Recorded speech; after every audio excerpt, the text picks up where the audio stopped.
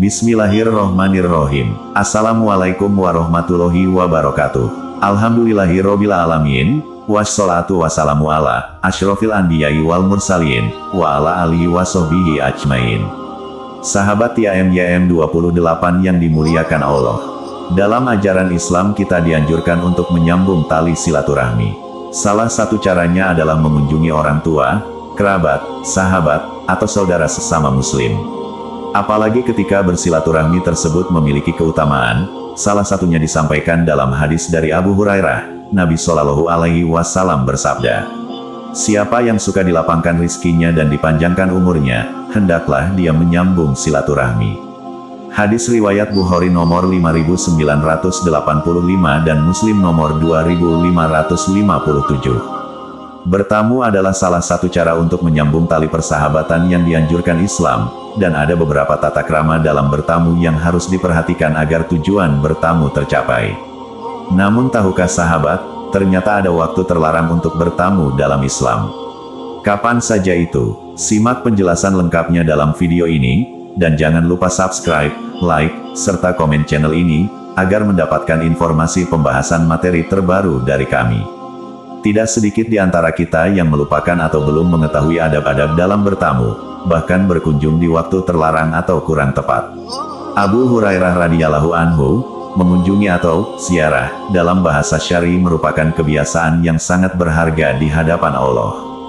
Pada suatu ketika ada seorang lelaki yang mengunjungi saudaranya di desa lain, kemudian Allah pun mengutus satu malaikat untuk menemui orang tersebut. Ketika orang itu di tengah perjalanannya, maka malaikat tersebut bertanya, hendak pergi kemana kamu? Orang itu menjawab, saya akan menjenguk saudara saya yang berada di desa lain. Malaikat itu terus bertanya kepadanya, apakah kamu mempunyai sebuah perkara yang menguntungkan dengan kunjungan ini?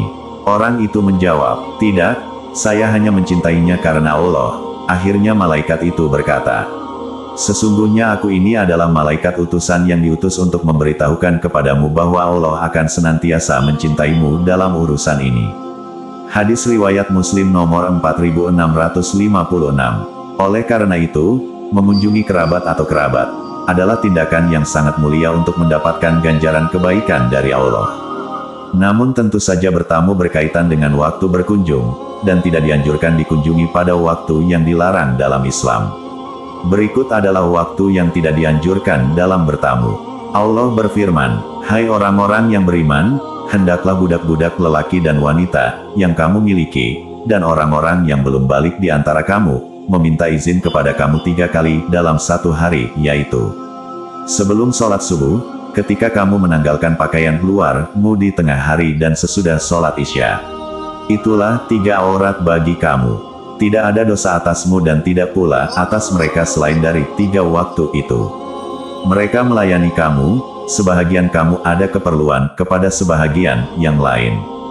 Demikianlah Allah menjelaskan ayat-ayat bagi kamu. Dan Allah Maha Mengetahui lagi Maha Bijaksana. Quran Surah An-Nur ayat 58. Al-Hafiz Ibn Katsir rahimahullah menjelaskan dalam surat An-Nur ayat 58 tersebut bahwa bagian ini termasuk pertemuan saudara dan kerabat pada waktu-waktu yang dilarang. Tafsir Ibnu Katsir 3 halaman 424. Syekh Fuad Abdul Aziz Asy-Syalhub Hafizahullah Ta'ala menyatakan dalam Kitabul Adabnya bahwa ada 3 kali dilarang berkunjung, yaitu 1. Sebelum sholat subuh. Jika diperhatikan dengan seksama, tentu saja bertamu sebelum sholat subuh hampir tak pernah terjadi. Namun, jangan sampai kamu salah satu orang yang bertamu pada saat sebelum sholat subuh.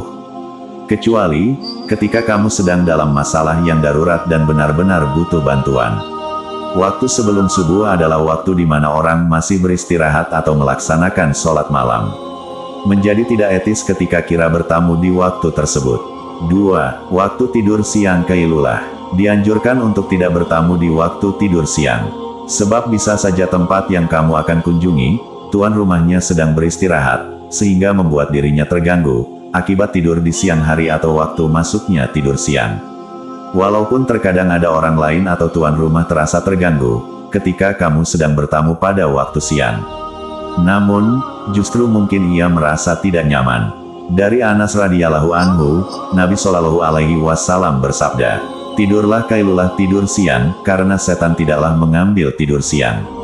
Hadis riwayat Abu Nuaim dalam At-Tib 1 halaman 12. Oleh karena itu hindari untuk mengunjungi rumah kerabat di waktu tersebut. Alasannya, karena waktu itu merupakan waktu terbaik untuk beristirahat. 3. Setelah sholat Isya. Bertamu ketika setelah sholat Isya tidak dianjurkan. Sebab, mungkin beberapa orang beranjak untuk tidur dan beristirahat setelah sholat Isya. Apalagi bertamu setelah Isya hingga larut malam dapat mengurangi waktu istirahat sang tuan rumah. Bahkan Nabi Shallallahu Alaihi Wasallam membenci bincang-bincang setelah Isya.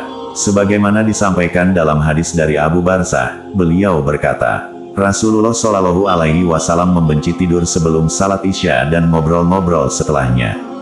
Hadis riwayat Bukhari nomor 568. Nabi Shallallahu Alaihi Wasallam tidak suka begadang atau bincang-bincang setelah salat Isya, karena beliau sangat ingin melaksanakan salat malam, dan khawatir jika sampai luput dari salat subuh berjamaah. Oleh karena itu dianjurkan untuk tidak bertamu pada waktu setelah sholat Isya. Kesimpulannya dari semua waktu itu merupakan waktu yang biasanya digunakan untuk beristirahat sebagaimana waktu tersebut merupakan waktu terlarang bagi anak yang telah balik untuk memasuki ruang atau kamar orang tua. Kita harus memperhatikan adab dan etika dalam bertamu sesuai yang diajarkan dalam Islam, agar silaturahmi yang kita akan jalin tidak mengganggu orang yang akan kita kunjungi. Semoga kita dapat mengamalkan adab dan ilmu yang Rasulullah Shallallahu Alaihi Wasallam ajarkan dalam kehidupan sehari-hari. Amin ya robbal alamin. Kami berharap apa yang disampaikan dapat bermanfaat bagi sahabat TIAM 28 yang dirahmati Allah. Kami mohon maaf atas segala kesalahan dan kehilafan dalam penyampaian materi ini. Wallahu alam bisawab. Wassalamualaikum warahmatullahi wabarakatuh.